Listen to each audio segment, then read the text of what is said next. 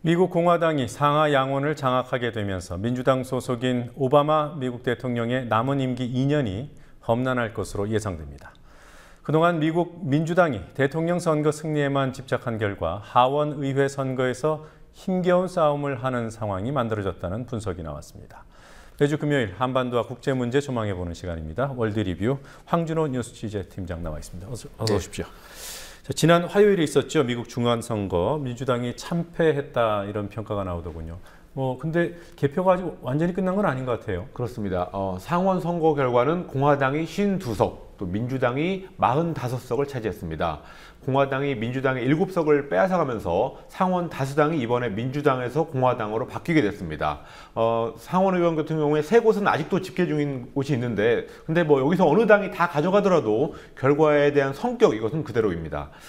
하원 같은 경우는 공화당이 243석, 민주당이 180석으로 공화당이 13석을 이번에 새롭게 추가를 했고 또 공화당이 원래 가지고 있던 다수당 지위를 지키게 됐습니다. 그래서 상하원 모두 공화당이 다수당이 되면서 행정부는 민주당, 또 의회는 공화당이 차지하는 소위 분점 정부가 됐습니다. 네, 하원의 쏠림이 굉장히 심하네요. 그렇습니다. 네, 오바마 대통령의 민주당 왜 진 겁니까? 예, 공화당이 잘해서라기보다는 민주당이 못해서, 그리고 민주당 소속인 오바마 대통령이 못해서 상원까지 이번에 넘겨졌다, 이런 분석이 지배적입니다.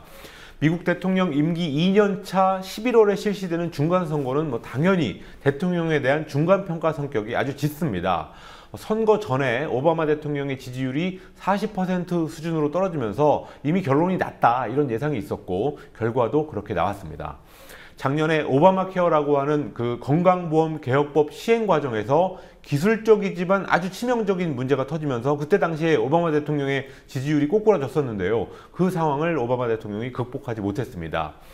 미국 경제 전체 상황은 좋아졌지만 서민들이 체감할 정도로 나아지지는 못했다라는 점도 오바마와 민주당의 악재가 됐습니다. 네, 선거 끝났으니까 여러 가지 분석들이 나올 텐데요. 주목할 만한 분석이 있습니까? 왜 민주당은 하원 선거에서 이기지 못하나? 라는 제목의 뉴욕타임스 분석 기사가 주목을 받고 있습니다. 상원 다수당은 이번에 민주당에서 공화당으로 넘어갔지만 2년마다 하는 하원 선거에서는 2010년, 12년, 14년 3번 선거에서 모두 공화당이 이겼습니다. 그래서 뉴욕타임스가 그 이유를 분석했는데요. 2008년과 2012년 오바마 대통령이 당시에 이긴 대선 때 민주당이 인구가 많은 도시 지역을 집중적으로 공략을 했는데 그 결과 하원 선거에서 민주당이 자꾸 지는 구조가 만들어졌다, 이런 분석이 나왔습니다. 네, 그러니까 민주당의 대선 전략, 결국 대선 승리를 가져오게 한 그 전략이 하원 선거에는 악영향을 미쳤다, 이런 얘기군요. 그렇습니다. 대선에서는 주 전체 유권자들의 표를 전체를 합산하기 때문에 인구가 많은 도시에서 만약에 압도적인 표를 받는다면 당연히 그 주에서 승리할 가능성이 아주 높아집니다. 그래서 그걸 목표로 민주당이 2차례 대선에서 도시 지역에다가 엄청난 공을 들였고 그러면서 또 역시 결과적으로 도시에서의 민주당 지지율은 공화당보다 훨씬 더 높아지는 그런 상황이 나왔습니다. 그렇지만 하원 선거 같은 경우는 선거구별로 득표율 50%만 넘으면 이기기 때문에 도시 한 지역구에서 예를 들어서 80%, 90% 이렇게 압도적인 득표를 하더라도 별 소용이 없습니다. 그래서 예를 들어서 그런 경우는 없지만 득표율이 100%가 나온다고 해서 원래 한 개 의석인데 하나 더 가져라 이렇게 주지는 않으니까요. 예. 민주당이 하원 선거에서 이기려면 공화당의 의석을 빼서 와야 되는데 대선 승리에만 골몰한 나머지 지지율이 50%만 넘어도 되는 그런 지역에서 지지도만 더 짙게 만들어졌고 또 공화당이 장악하고 있는 지역으로 영토를 넓히지 못했다, 이런 분석이었습니다. 네. 그래 둘을 다 차지하기가 쉽지는 않겠지만 그렇습니다. 어쨌든 민주당으로서는 고민이 많겠습니다. 예, 역사적으로 보면 중간선거에서는 대통령 소속 정당이 불리하고 또 패하는 경우가 많았습니다. 그래서 통계를 보면 1912년 이후, 그러니까 102년 동안 미국 대통령은 두 번째 임기에 중간선거에서 평균 29석을 잃었습니다. 그런데 오바마 같은 경우는 이번에 하원 13석, 상원 7석을 잃었으니까 평균보다는 덜 잃은 셈입니다. 그렇지만 지지도가 도시에서만 높아져 있는 현재 이런 구조적인 문제를 민주당이 해결하지 못한다면 앞으로 하원 선거에서 계속 힘들 수밖에 없는 상황이라고 합니다. 네. 자, 어쨌든 민주당 대통령이 공화당 의회, 이런 정치 구도를 갖게 된 미국. 한반도 정책에는 혹시 영향이 없겠습니까? 예, 한반도 정책의 핵심이라고 하면은 북한 문제 그리고 북한 핵 문제 이런 것들을 어떻게 해결할 건지 이게 핵심이지만 거의 변화가 없을 것으로 보입니다. 의회를 장악한 공화당이 뭐 오바마의 한반도 정책에 발목을 잡을 거다 이런 상투적인 얘기가 아직도 있는데요. 이 발목을 잡는다라는 표현을 하려면 기본적으로 누군가가 어디로 가려고 할 때 그걸 못 가게 하려고 발목을 잡는다라는 표현을 씁니다. 그렇죠. 네, 그렇지만 오바마 대통령은 북한 북핵 문제 이런 것들을 풀어보려는 의지가 원래도 없다시피 했기 때문에 그러니까 어디로 가려고 하지 않았기 때문에 공화당이 뭐 대통령의 발목을 잡는다 이런 전제가 성립되지 않습니다. 네. 자, 다음 소식 알아보겠습니다.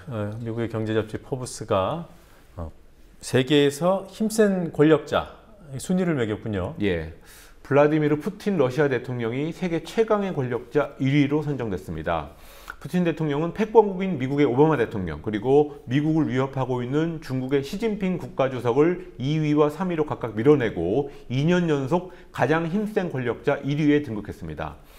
포브스는 푸틴 대통령이 우크라이나로부터 크림반도를 병합하고 또 동유럽의 군사적 긴장을 일으키는 철권을 행사하는 권력자다라고 하면서 1위 선정의 이유를 설명했습니다. 또 군사력과 경제력 같은 소위 하드파워가 이번 선정 판단의 기준이 됐다면서 아무도 푸틴을 좋은 사람이라고 부르지 않지만 누구도 약하다고 말할 수는 없다 이런 평가를 내놨습니다. 네, 이 푸틴 러시안 대통령의 힘이 갑자기 줄어들 수도 있다 이런 분석도 있지 않습니까? 예, 위험 요소가 많이 있습니다. 푸틴 대통령은 아직도 80%가 넘는 국민 지지를 받고 있지만 점점 위기의 남자가 돼가고 있습니다. 크림반도 분쟁 이후 미국 등 서방이 경제 제재를 러시아에 하면서 경제 분야에서 루블화의 가치가 폭락하고 또 물가와 금리가 폭등하는 그런 삼중고를 겪으면서 경제가 점차 침체되고 있습니다. 또 러시아의 주요 수입원이 원유와 가스 수출이지만 최근에 국제 유가가 추락하면서 외환 보유액이 점점 감소하고 있습니다. 러시아가 그러다 보니까 디폴트에 빠지게 될 거다 이런 우려까지 지금 제기되고 있는 실정이고 또 미국에서 셰일 에너지가 개발되고 그러면서 에너지 값이 점차 떨어지는 상황 이런 것들이 푸틴의 목을 조금씩 조르고 있습니다. 이런 상황이 계속되고 또 심화된다면 푸틴 지지율이 한순간에 꺼질 수 있다 이런 관측이 나오고 있습니다. 네. 그리고 뭐 에너지도 그렇고 크림반도 같은 경우에는 푸틴 대통령한테 동전의 양면과 같은 그런 그렇습니다. 존재군요. 예. 자, 뭐 이 포브스가 선정한 최고 권력자들 여기 한국인들은 없습니까? 예, 한국인들이 3명 있었습니다. 네. 4명이 있었습니다. 박근혜 대통령이 46위로 작년 52위에 비해서 6단계 올라갔습니다. 포브스는 박 대통령은 세월호 참사 등으로 힘든 한 해를 보내고 있지만 프란치스코 교황과 시진핑 중국 주석 같은 그런 세계적인 지도자들을 바쁘게 만나고 있다. 이런 소개를 했습니다. 또 중국 국가주석이 취임 후에 북한보다 한국을 먼저 방문한 것은 처음이다. 이런 점도 소개를 했습니다.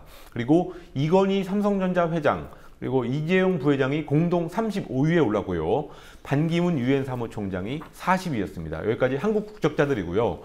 그리고 그 한국 국적자가 아닌 쪽으로는 북한 김정은 국방위원장이 49위로 박근혜 대통령보다 3계단 아래였고요. 아베 신조 일본 총리 같은 경우는 63위였습니다. 네.